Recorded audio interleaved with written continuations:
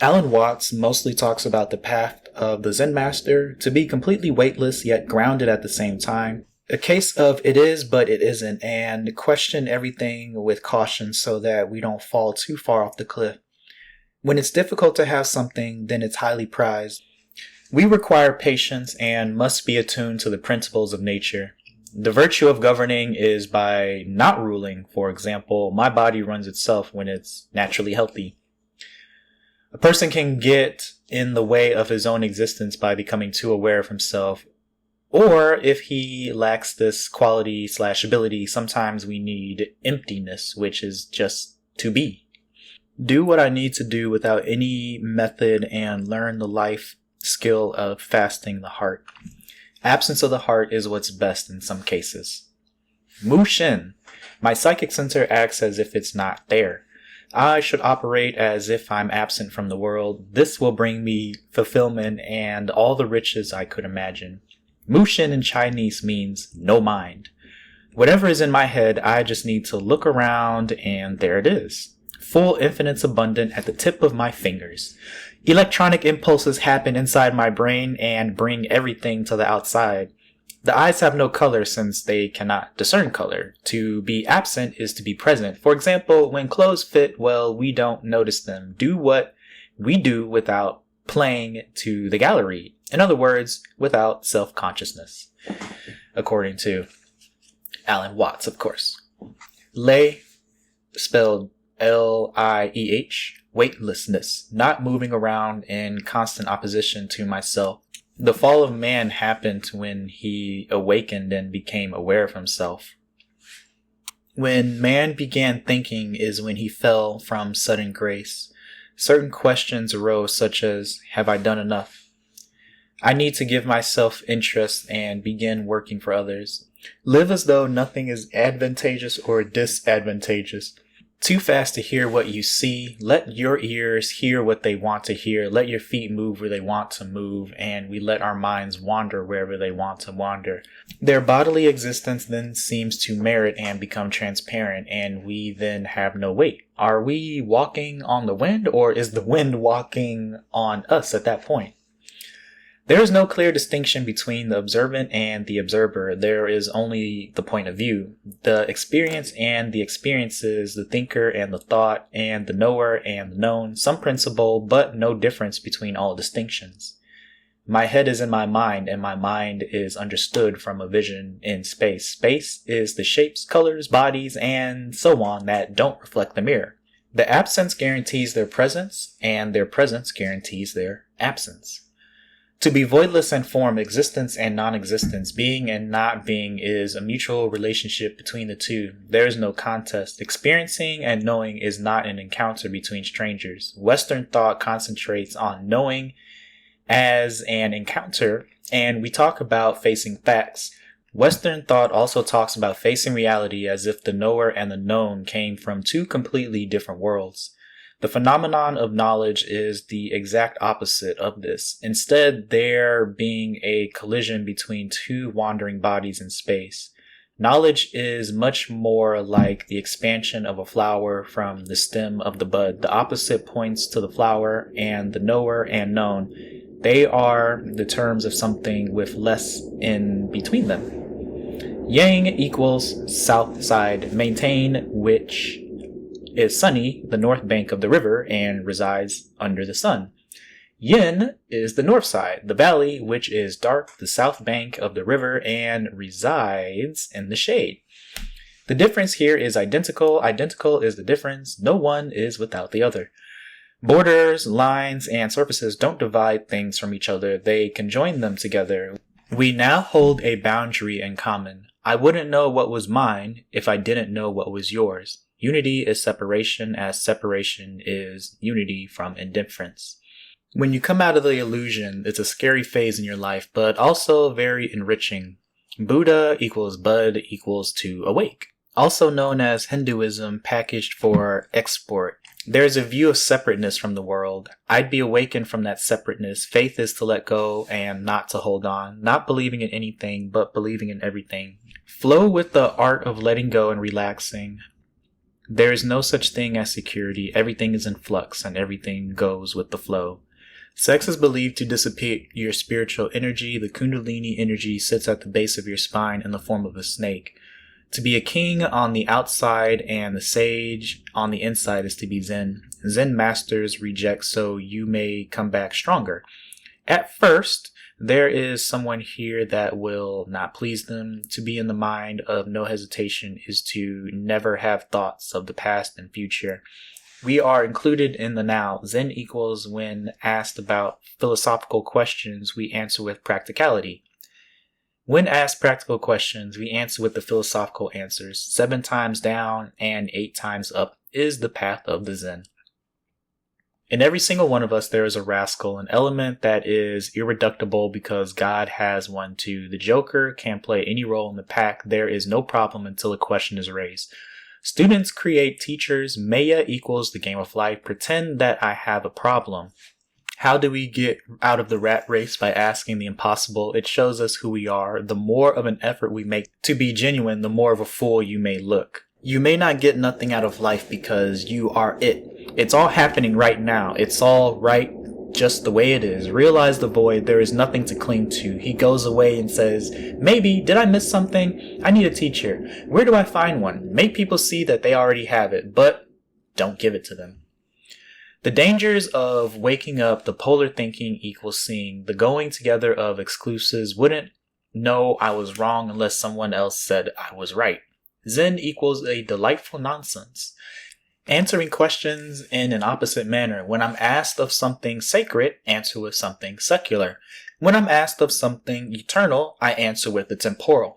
When asked of something abstract, I answer with the concrete. When asked about something regarding the physical, we answer with the everyday functions of life.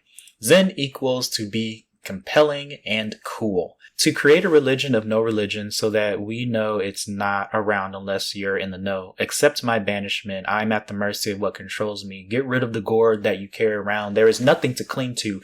Even though you are God, I do not cling to the idea that I am of it or that I am it. All belief in God is to have lack in faith. Faith is to let go totally and completely. The other shore is as the same as mine. When I abandon my religion, I could slip into madness.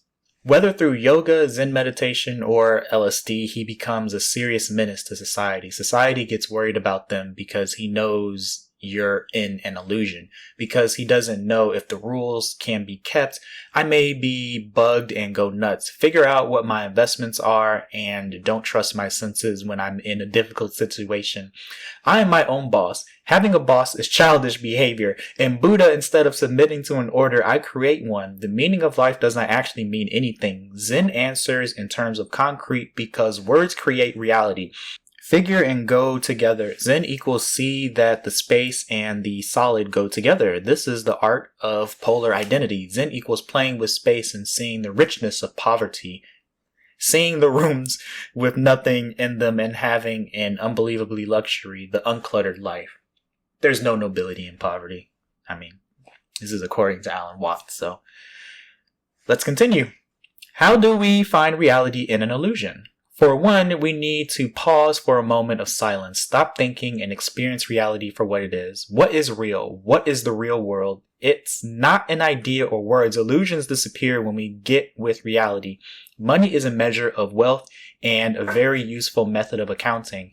There is no past nor future, only the now.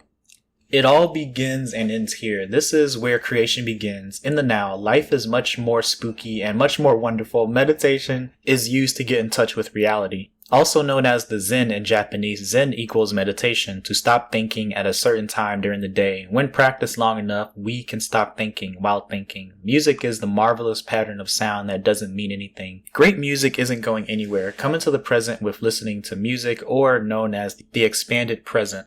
With this practice, we are released into reality. What's it all about? What does it all mean? Words mean something because they point to something beyond themselves. Words are signs, but taking words too seriously is like climbing a signpost instead of reading it or going to where it points. Words are concepts. The eternal now, past and future drop away. Divisions created by words drop away. The difference is conceptual.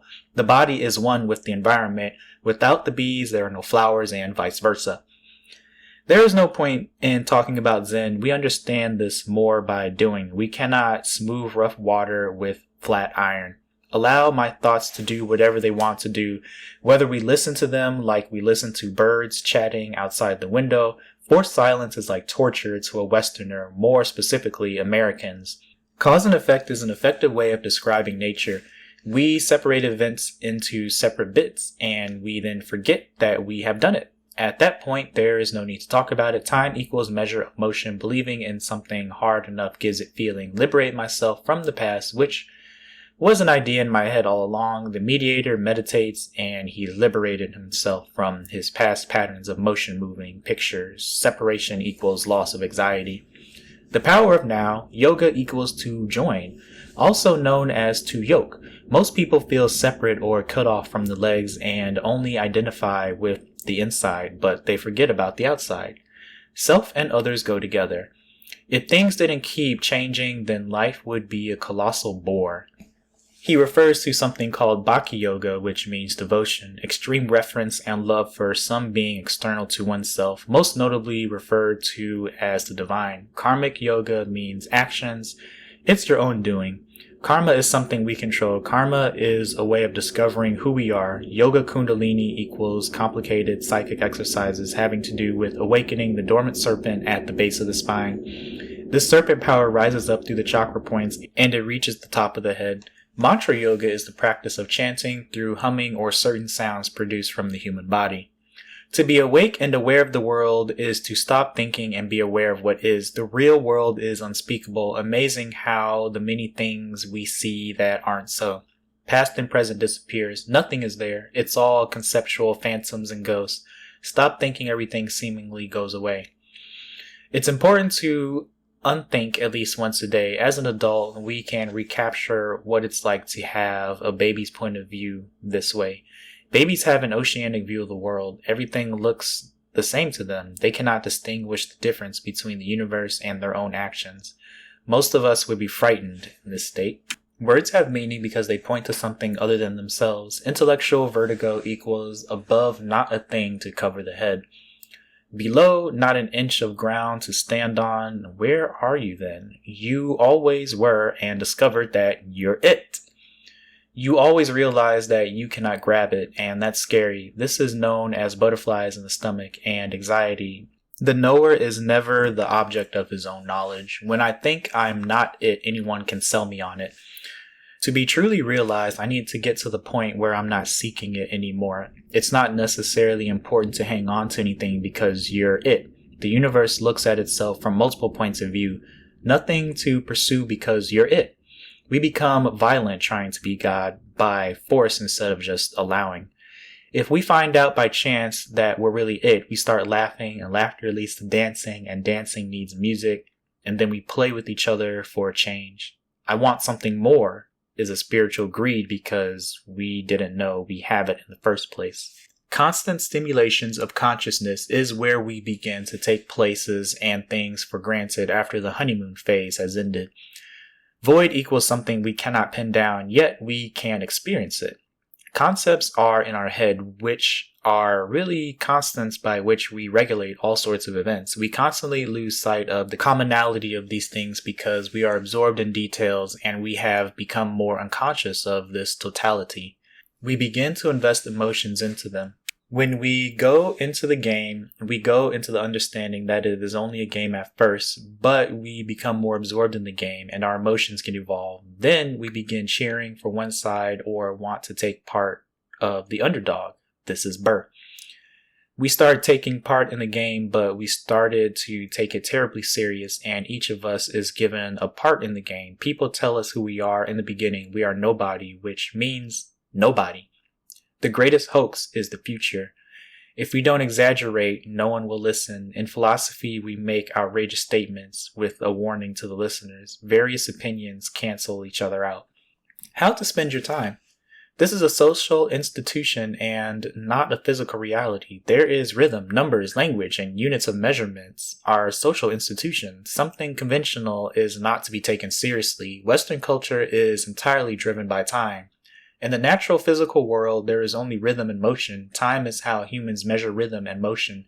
We compare rhythm and motion with some sort of constant, which is the question of time is a circle worked out in 360 degrees or 60 degrees equals time. We cause a hand or a pointer to revolve around that circle at a regular speed, which gives us a constant.